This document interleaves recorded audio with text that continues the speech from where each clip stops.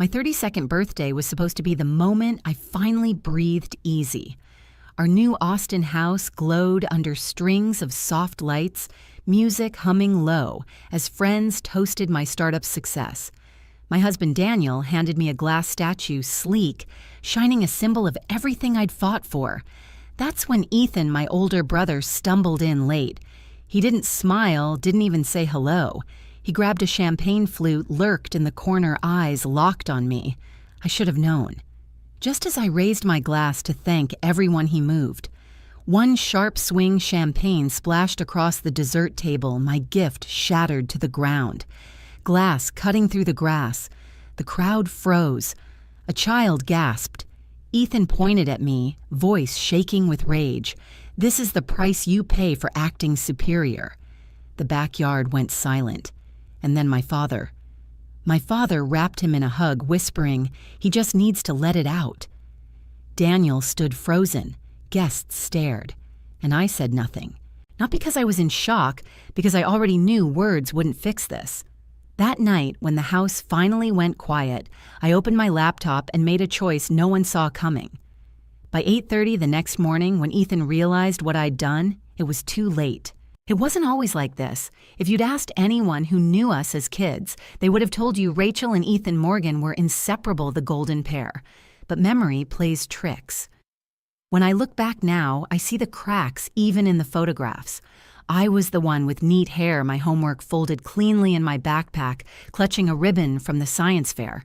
Ethan was beside me, smiling that wide grin, holding nothing in his hands but a guitar he barely knew how to play. Everyone thought he was charming, creative, full of promise. I knew better. Even at 10 years old, I could feel the weight shifting onto my shoulders. While other kids spent summers at camp, I worked part-time at a diner to save for college. The smell of burnt coffee and frying bacon still clings to that memory. My uniform always carried a faint grease stain, no matter how hard I scrubbed it. But I told myself it was worth it. Every dollar tucked into an envelope meant I was one step closer to building a life that wasn't fragile, that didn't depend on anyone else's mood swings. Ethan, meanwhile, spent those summers sleeping in, drifting from one garage band to another, promising mom and dad that his big break was coming. In high school, the difference only grew sharper. I was the honor student the kid teachers pointed to when they wanted to inspire the class. Ethan barely scraped by, skipping assignments, writing song lyrics in the margins of his notebooks. Our parents never seemed worried. "He's finding his way," Dad would say with a shrug, as if the world would patiently wait for him to grow up. Whenever I earned a scholarship or an award, Mom would pat my hand gently and say, "Don't brag too much. You know your brother's sensitive." That was the script of our family life. My achievements muted, his failures excused. When I launched my tech startup in my 20s, the grind nearly broke me. I still remember nights coding alone at a folding table, my fingers stiff and my eyes burning from hours of staring at the screen. Investors brushed me off, some with patronizing smiles, others with blunt dismissals. "You're too young. You don't have the experience." Each rejection was a stone in my chest, but I kept going. I believed if I worked hard enough, I could carve out something that was mine. And while I was chasing that dream, Ethan was chasing shadows. He'd call me at odd hours, his voice warm and playful at first. "Rach, can you help me out? Just 100 this time. Studio rent's due. Or I need new strings. This gig could be the one." At first, I gave in. I wanted to believe in him and the brother I remembered from childhood. 100 here, 200 there. By the time I realized how much I'd handed over, it was more than $15,000. $15,000. I'd scraped that together by skipping vacations, turning down dinners with friends, living off ramen noodles when my startup's funds ran dry. I was barely keeping my company alive, but he never saw that. On his Instagram, I'd scroll past glossy pictures of him in flashy jackets, drinks in hand, hashtags about the grind. I wanted to throw my phone across the room. His grind was built on my sacrifice, and still he had the nerve to tell people I didn't support him enough. Daniel, my husband, saw it clearly from the start. He'd place his hand over mine at the kitchen table, speaking gently but firmly. "Rachel, you're not his bank. You can't carry him forever." I wanted to believe him, but I couldn't shake the guilt. because every time I hesitated, my parents swooped in playing the same tired refrain. Be patient with Ethan. He's your brother. You've always been the strong one. Their words were chains, invisible but heavy. Strong one, responsible one. Translation, the one who doesn't need love, only duty. The irony was no matter how much I gave it, was never enough. If I sent money, Ethan spent it. If I withheld it, I was cold. If I achieved something, I was showing off. If I stayed quiet, I was still the measuring stick he hated. There was no winning, only draining. Last year, when my startup landed a major contract, I thought maybe the balance would shift. I thought they'd finally see me as more than a safety net. Instead, the calls from Ethan only grew more desperate, more entitled. Rent, speakers, a last chance guitar. Each no I gave felt like breaking a commandment, and each no came with punishment. Angry texts, bitter silences, or worse, my parents' disapproval. He just needs time, Dad would remind me. Mom's silence filled the spaces where comfort should have been, but inside something in me was changing. Slowly, almost imperceptibly, resentment replaced guilt. Every dollar I gave was a reminder of the nights I'd cried over spreadsheets, the contracts I'd begged for, the dignity I'd swallowed to get investors to listen. My success wasn't luck, it was blood and sleepless nights. And Ethan had the audacity to look at me with disdain, as though my hard-won victories were nothing but arrogance. I carried that quiet anger into every family dinner, every phone call, every Rachel, can you just help him out one more time? I smiled, nodded. Sometimes gave in, sometimes resisted, but I never let them see the fire that was building inside me. Because deep down, I knew one day something would snap. One day, Ethan's jealousy would spill into the open. One day, I'd stop being the strong one who carried everyone else. That day was closer than I realized. The breaking point didn't arrive with a thunderclap. It crept in quietly disguised as another one of Ethan's late-night phone calls. I still remember the vibration of my phone rattling against the nightstand at 11:47 p.m. Daniel stirred beside me, groaning softly, but I slipped out of bed and padded into the hallway. Ethan's name glowed across the screen like a warning. Against my better judgment, I answered. Rach, I need $5,000, he said, skipping any pretense of small talk. His tone wasn't desperate. It was expectant, like he was ordering coffee. My hand tightened around the phone. For what this time? There was a pause. Then the rustle of movement, his voice thick with excitement. A guitar. Not just any guitar, the guitar. This is it, Rach. With this, I'll finally get the sound I need. My career, I cut him off. Ethan, no. I can't keep doing this. Silence. Then his voice sharpened like a blade sliding from its sheath. You think you're better than me, don't you? The words hit harder than I expected. Not because they surprised me, but because they sounded like something he'd been rehearsing for years. He didn't wait for an answer. He hung up. I stood there in the dark hallway, the glow of the phone screen fading, and felt something splinter inside me. The walls of the house felt closer than they were, the air heavy. Daniel emerged from the bedroom, hair-tousled eyes half asleep but concerned. Another money call, he asked. I nodded. My throat felt tight, like if I spoke, the truth would pour out all at once. That I was exhausted, that I was drowning in guilt that wasn't mine, that I was tired of being strong for everyone else, while no one was strong for me. Instead, I whispered. I told him no. Daniel's gaze softened, then sharpened with pride. He pulled me into his arms, and for a moment, I felt steady. But deep down, I knew Ethan wouldn't let it end there. The storm rolled in faster than I expected. 2 days later, my father texted me a single line, "Be patient with your brother." No greeting, no context, just an instruction, like I was a soldier in his army expected to obey. My mother followed with a phone call. Her voice was gentle, but every word pressed down like a weight. Sweetheart, Ethan's under pressure. He just needs support. Don't be so hard on him. I wanted to scream into the receiver. Where was this concern when I skipped meals to pay rent? Where was this softness when I worked until my eyes burned? Instead, I said, I'm busy. Mom, and hung up. But the truth is, I wasn't busy. I was pacing my office at the startup, staring at the framed photo on my desk. It was from college graduation, me in cap and gown, Ethan in the background. His smile too wide, his eyes tight with resentment. I thought it was just my imagination back then. Now I knew better. The air between us grew colder with each passing day. Ethan stopped calling, stopped texting. At first I thought maybe he'd finally accepted it. Maybe he was growing up.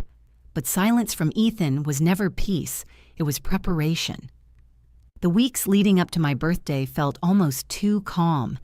Daniel and I threw ourselves into planning the party.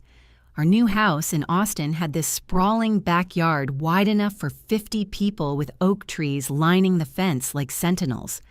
Daniel strung lights between the branches, tested speakers for soft jazz, even surprised me with a custom glass statue, sleek, modern, etched with my startup's logo. He wanted it to symbolize resilience achievement, a reminder of everything I'd fought to build. For the first time in years, I let myself believe things could be simple. That night, walking barefoot across the cool grass as Daniel tested the lights, I told myself the storm had passed. I should have known better. The evening of the party, the house buzzed with life. Friends clinked glasses. Laughter swirled with the smell of catered barbecue and cilantro from the taco trays. I wore a dress Daniel had picked out, deep blue, elegant, but understated. When I caught my reflection in the sliding glass doors, I almost didn't recognize myself. Someone happy, someone safe. Then Ethan walked in. Late, of course. Always late. He didn't say hello, didn't hand me a card or a gift. He just drifted toward the cooler, grabbed a drink, and leaned against a tree, eyes darting like a predator waiting for the right moment to pounce. A chill slid down my spine. Daniel noticed too, his eyes narrowing, a silent question aimed at me. "Do you want me to handle this?" I shook my head, forcing a smile, unwilling to let Ethan steal the spotlight. But he didn't have to steal it. He shattered it. When Daniel handed me the glass statue and the guests gathered for my toast, Ethan moved. He grabbed a champagne flute, flung its contents across the dessert table, then snatched the statue from my hands. One violent swing and the glass crashed against the ground, exploding into glittering shards that sparkled under the lights like cruel confetti. Gasps rippled. A child whimpered, my chest constricted, but not from shock. From inevitability. Ethan's voice cut the night open. "This is the price you pay for acting superior." His face twisted, veins bulging at his temples, years of jealousy spilling raw in front of everyone. I expected anger from my father. I expected tears from my mother. But instead, Dad stepped forward calm as a priest, wrapping Ethan in an embrace. "He just needs to let it out," he murmured, as though my humiliation was some trivial tantrum to be soothed. Mom nodded her eyes soft with concern, not for me, but for him. Daniel froze, fists tight at his sides, torn between stepping in and respecting my silence. The guests shifted uncomfortably, whispers rising. And me, I stood still, shards of glass glinting at my feet, my heart a furnace of quiet rage. I didn't shout, I didn't cry, I didn't beg for understanding. Because I knew in that moment words were useless. Something inside me hardened. The line had been crossed. The strong one had finally had enough. That night, while the house went dark and the world believed the party was over, I opened my laptop and began to rewrite the script of our family story. The house was quiet after the party, but not peaceful. Silence pressed in like a weight. The faint smell of barbecue still clung to the air, mixing with the acrid tang of spilled champagne. Outside, the backyard was littered with plastic cups, napkins curled in the damp grass, and the broken remnants of what had been my gift, a gleaming glass statue that had lasted less than 5 minutes in my hands. I sat at the kitchen table, the glow from my laptop screen carving sharp angles into the darkness. Daniel moved quietly behind me, stacking plates into the sink, his presence steady but cautious. He knew better than to ask what was going through my mind. I was past explaining, past asking for permission. For years, I had played the dutiful sister. I had wired money, vouched for opportunities, sacrificed my own peace to carry Ethan's chaos. I had listened as my parents excused him, soothed him, shielded him from consequences. But the image of him standing in my backyard, glass shards at my feet, smug under my father's arm, that image had burned something inside me clean away. I opened my banking app. Line after line of transfers stared back at me. $200, $500, $1,000. Over $12,000 sent to an account I'd set up for Ethan's music career. $12,000 that was supposed to buy him time in the studio, pay for mixing for equipment, for a dream he promised was just one step from reality. But no albums had been recorded, no demos released, just late-night parties, flashy jackets, Instagram selfies tagged on McQuire Grind while I sat alone in my office grinding for real. My finger hovered over the screen. For a moment, guilt tugged at me like a ghost, my mother's voice whispering, "He's your brother. You've always been the strong one." Then Ethan's words echoed louder. "This is the price you pay for acting superior." I pressed the button. In seconds, the balance drained from his account back into mine. 12,000 reclaimed. It felt like cutting through years of invisible rope, the kind that had bound me to his failures, the kind I'd mistaken for love. Daniel sat down beside me, his hand resting lightly on my shoulder. "You sure?" he asked, his voice low, almost reverent, like he knew this moment mattered more than he could articulate. I didn't look away from the screen. I've never been more sure. But I wasn't finished. I opened my email. Weeks earlier, I had vouched for Ethan with a small but respected record label here in Austin. I'd leveraged every ounce of credibility my startup carried, told the manager Ethan had raw talent worth betting on. They'd sent him a preliminary contract, a chance most musicians only dream of. He bragged about it to me, once his voice gleaming with pride, like it was his destiny, and I was merely the door he walked through. Not anymore. I drafted the email with careful precision. "I regret to inform you that I can no longer recommend my brother for this project.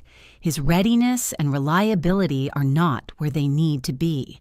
I sincerely apologize for any inconvenience this may cause." I read it twice. No malice, no spite, just the truth they needed to hear. Then I pressed send.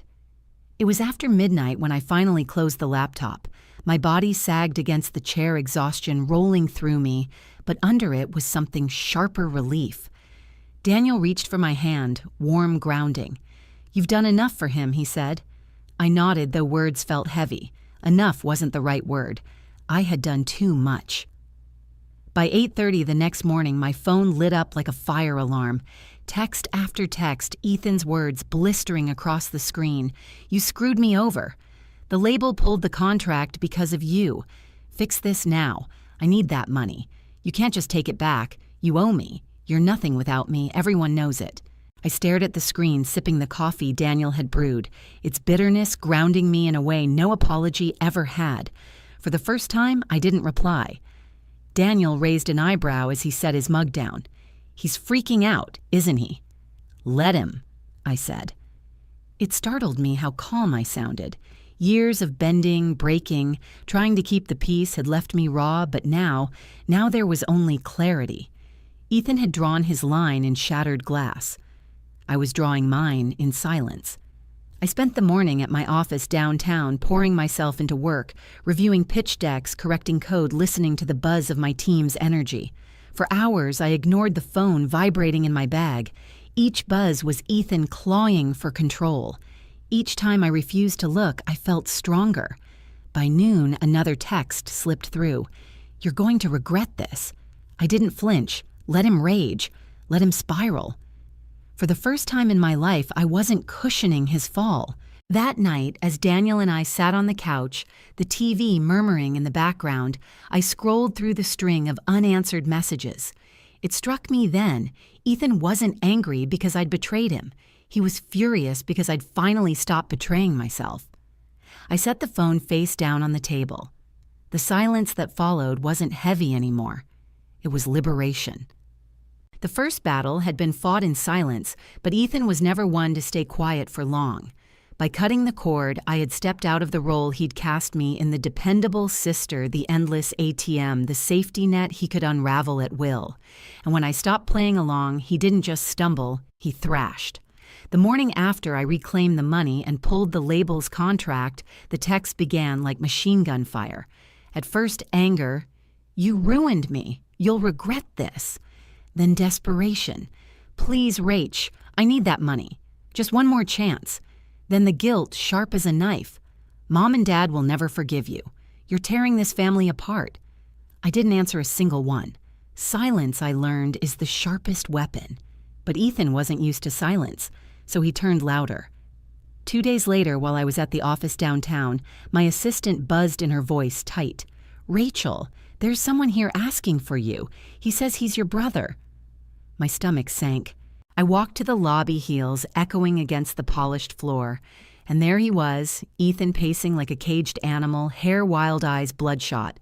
The moment he saw me, he lunged forward. "We need to talk," he said too loud, his voice drawing stares from employees. I kept my voice cold. "Not here." But he didn't care about here or there. His voice rose, echoing against glass walls. "You can't just ruin my life and walk away. You owe me." Every pair of eyes in the lobby burned into me. Years of carefully building respect in my startup. Years of convincing clients I was capable, reliable. And here was Ethan tearing at that image with bare hands. My pulse raced, but before I could speak, Daniel appeared. He'd been in a nearby meeting, and the moment he saw Ethan, his jaw tightened. "You need to leave," Daniel said, calm but firm, stepping between us. Ethan shoved his hands into his pockets, smirking like he'd won something. "What, you gonna throw me out? I'm her family." Daniel didn't flinch. He nodded at the security guard by the door. Within seconds, the guard approached, one hand resting on his radio. Ethan's smirk faltered. He muttered something under his breath, then stormed out the glass doors, slamming behind him. The whispers in the lobby lingered long after he left. I walked back to my office, my legs steady but my heart pounding. Daniel followed his voice low. "He's not going to stop." I knew he was right. That evening, the war shifted online. A friend sent me a link with a message. "Have you seen this?" It was a TikTok. Ethan sitting in his car phone, angled just right, tears welling in his eyes. His voice dripped with venomous charm. "My sister thinks she's better than everyone," he said to thousands of strangers. "She cut me off, took my money, destroyed my career. All because she's jealous of me." Jealous. The word made me laugh out loud, bitter and sharp. The video had thousands of views, comments pouring in. Some sympathetic, others furious on his behalf. "She's heartless. Families should stick together. Stay strong, bro." By the time I refreshed, there were 2 more videos, then 3. Each one painting me as the villain, each one gathering more strangers into his army of pity. He wasn't just lashing out anymore, he was branding himself as the underdog, the wounded artist crushed by a cruel sister. Daniel found me staring at the screen, fists clenched. "He's turning this into a circus." He said, his jaw tight. I nodded, but I didn't rage. I didn't even cry. I felt something colder focus, because Ethan wasn't the only one circling. My parents were never far behind. It started with a call from Dad. His voice was calm, almost rehearsed. "You need to help your brother. He's in a tough spot. You pulling that money, it hurt him. You need to fix this." I gripped the phone knuckles white. My throat burned with all the words I wanted to say. Where were you when he humiliated me in front of 50 people? Where were you when I cried myself to sleep after covering his debts? But I swallowed them down. "He needs to figure it out himself," I said, my tone steady. Dad sighed long and heavy, like I'd disappointed him in some sacred duty. Family doesn't give up on each other. And then he hung up. The next day, a text from Mom. Short, sharp cutting. "We're family. We stick together. Please think about your brother." It was a guilt trip condensed into 10 words. I showed it to Daniel over dinner. He read it, shook his head, and set the phone down with a thud. "They're enabling him," he said. "They always have. They always will." But the final blow came from a friend of mine, Dale, who moved in both startup and music circles. Over lunch at a diner, he leaned in, voice low. Your parents paid off $6,000 of Ethan's credit card debt. Found out through a buddy at the bank. They didn't tell you, did they? The fork slipped from my hand. $6,000. It shouldn't have surprised me. They'd always bailed him out, but doing it behind my back after everything they hadn't just chosen him. They'd betrayed me. I sat back, heart steady, oddly calm. No, I said. They didn't tell me. For the first time, the truth was undeniable. This wasn't just Ethan against me. It was Ethan armed with my parents' blind loyalty against the version of me they'd built strong, responsible, unyielding. The one who could absorb endless blows without ever breaking. But they were wrong. Because I wasn't breaking, I was sharpening. The knock came on a Sunday afternoon. 3 sharp raps against the front door of our Austin home, measured deliberate, the kind that carried intention. Daniel glanced at me from the couch, his brow furrowed. We both knew before I opened the door who it would be. My parents stood there, faces set, shoulders stiff. Mom clutched her purse like it was armor. Dad's jaw was tight, his eyes scanning past me into the living room as if daring Daniel to challenge him. "We need to talk," Dad said. He didn't ask. He stepped inside like it was still his house, like I was still a little girl under his roof. I gestured to the couch. My stomach knotted, but I kept my face neutral. Daniel moved to the kitchen counter, arms crossed, silent but present. I could feel his support radiating even from a few feet away. Dad didn't waste time. "You've gone too far," he said, voice low but sharp. "Your brother's struggling and you've made it worse. He needs you. You need to forgive him, help him get back on his feet." Mom nodded, her eyes soft with practiced pleading. "He's your family," she said. "You can't just turn your back." I sat across from them, hands folded in my lap. For a moment, I saw myself as they did, responsible, strong, unbending. The one who could take every hit and still smile. But I wasn't smiling now. Daniel spoke before I could. His voice was steady but edged with frustration. "You're not being fair," he said, eyes locked on my father. "Rachel has carried him for years. She's given him money connections, chances, everything, and he's thrown it all back at her. You saw what he did at the party. You've seen how he's dragged her name online. Why is it always her job to fix him?" Mom flinched, but Dad's jaw only tightened. "He's trying," he said firmly. "He's made mistakes, but he's your brother." Daniel's hands clenched against the counter. "He's not trying. He's manipulating, and you're enabling it." I raised a hand, cutting the tension. My voice came out calm, almost too calm. "Enough." Both of my parents turned to me. "I'm done," I said. The words felt like steel. I've given him money, time, opportunities. I've carried him while he's mocked me, humiliated me, turned strangers against me. And you, my voice cracked just slightly, but I didn't stop. You've asked me to keep doing it no matter the cost. But I won't anymore. He's on his own. Mom's eyes widened. "You don't mean that." Her voice trembled. "You're his sister." "I do mean it," I said, steady now. "Being his sister doesn't mean sacrificing my life to clean up his choices. It doesn't mean funding his failures. It doesn't mean letting him destroy me just to keep the peace." Dad leaned forward, his face red. "You're being selfish." The word should have stung. Instead, it lit something sharp inside me. For 32 years, I'd been the opposite of selfish. I'd given until there was nothing left. And for what? To watch my brother destroy every gift I handed him, while my parents applauded his chaos and ignored my scars. I met Dad's glare head on. "No, I'm being sane." The room fell silent. Mom opened her mouth to speak, but I cut her off. "I love you. But you need to understand, I will not carry him anymore. Don't come here asking me to." Daniel moved to my side, then his hand warm on my shoulder, a silent punctuation mark to my words. My parents sat there stunned, as if the script they'd relied on for decades had suddenly been rewritten. For the first time, they had no rebuttal. They stayed a few minutes longer, shifting uncomfortably, then left in silence. The door clicked shut behind them, but the echo of that moment lingered like a church bell in my chest. In the days that followed, the ripple effect began. The record label Ethan had been chasing, the bigger one, the one he bragged about to anyone who'd listen, pulled the plug. Word spread quickly in Austin's music circles. He didn't have the work ethic. He didn't have the discipline. The crowdfunding campaign he launched sputtered out, barely scraping $1,000 before interest dried up. Through mutual acquaintances, I heard he'd taken a part-time job at a coffee shop, bussing tables and steaming milk for lattes. His TikTok slowed to a trickle, views dwindling, comments turning sour. His brand of victimhood had a short shelf life. I didn't feel triumphant. I didn't feel pity.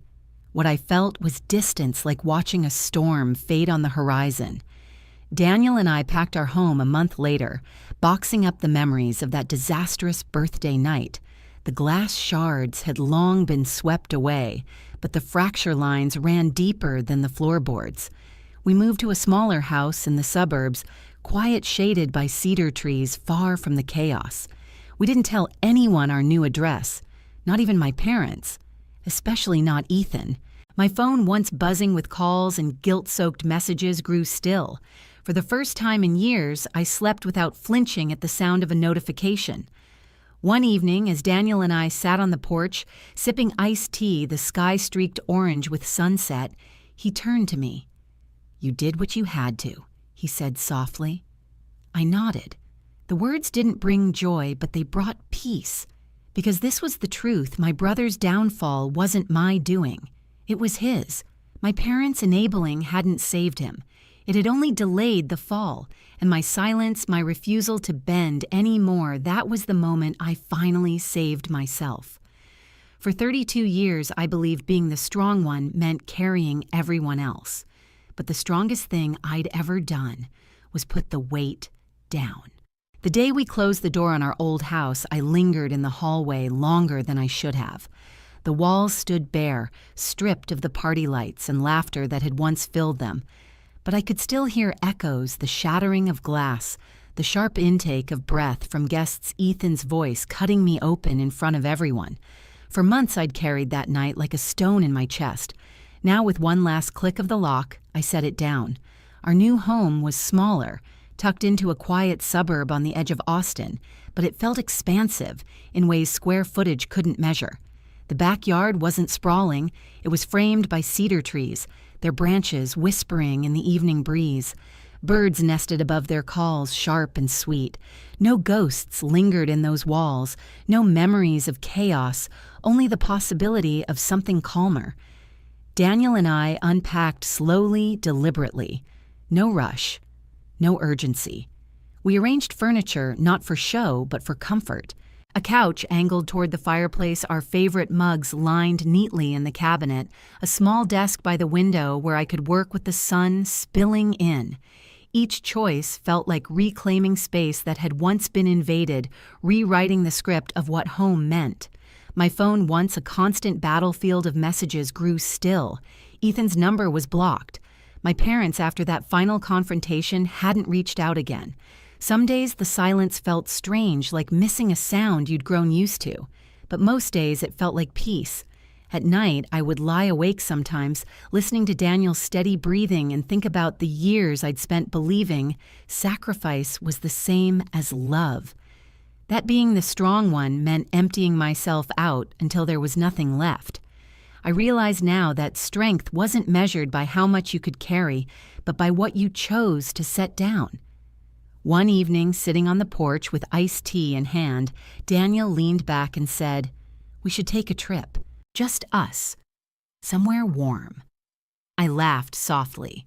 "Hawaii," I said, without hesitation. The idea grew quickly, almost too quickly. Within hours, we were pulling up photos of Maui on my laptop, the turquoise water, the lush green cliffs, the golden beaches.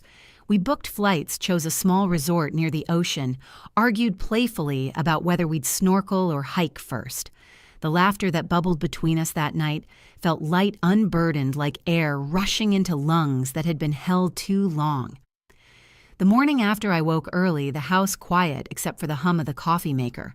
I stood at the window mug in hand, watching the cedar trees sway. The sun rose gently, not with drama, but with steadiness painting the backyard in gold.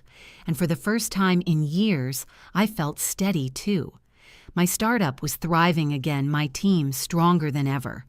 Daniel and I were building a marriage rooted not in crisis management, but in partnership. The world felt open, not closed. And it struck me then I didn't need my parents' approval to feel worthy. I didn't need Ethan's gratitude to feel generous. I didn't need anyone's permission to live freely. Family should lift you. It should be a place of rest, not a battlefield. I'd spent too long believing blood was an unbreakable chain when really it was a choice. And I was finally choosing myself. I don't know what Ethan's life looks like now. I've heard whispers through acquaintances that he still works at the coffee shop, that the crowdfunding campaign fizzled out, that the TikTok fame vanished as quickly as it came. I don't stalk his pages. I don't scroll through his drama. I don't let his chaos dictate my peace anymore. As for my parents, I imagine they still hope I'll come back into the role they assigned me, the fixer, the strong one, the daughter who makes excuses for her brother. Maybe they'll wait forever. But I've stopped waiting for their recognition. Love that demands sacrifice without reciprocity isn't love, it's control. Our trip to Hawaii became more than just a vacation. It was a marker, a declaration. Daniel and I stood barefoot on a stretch of sand at sunset waves, rolling in soft and steady. The sky was a riot of pink and orange, and the air smelled of salt and hibiscus. I closed my eyes, the ocean's rhythm thudding in my chest like a heartbeat, and let it wash over me, the past, the anger, the guilt. For years, I thought freedom meant proving myself, to my brother, to my parents, to everyone who doubted me. But standing there, hand in Daniel's, I realized freedom meant something else entirely, walking away from what breaks you and refusing to look back. I'll always carry the scars of my family's betrayal. But scars aren't just reminders of pain, they're proof of survival. And survival, I've learned, can grow into strength. That's the echo I carry now. Not Ethan's voice, not my parents' guilt, my own, steady, clear, free. Have you ever had to walk away from family for the sake of your peace? Share your story in the comments. I'd love to hear it. And if Rachel's journey resonated, hit like and subscribe so you don't miss the next story.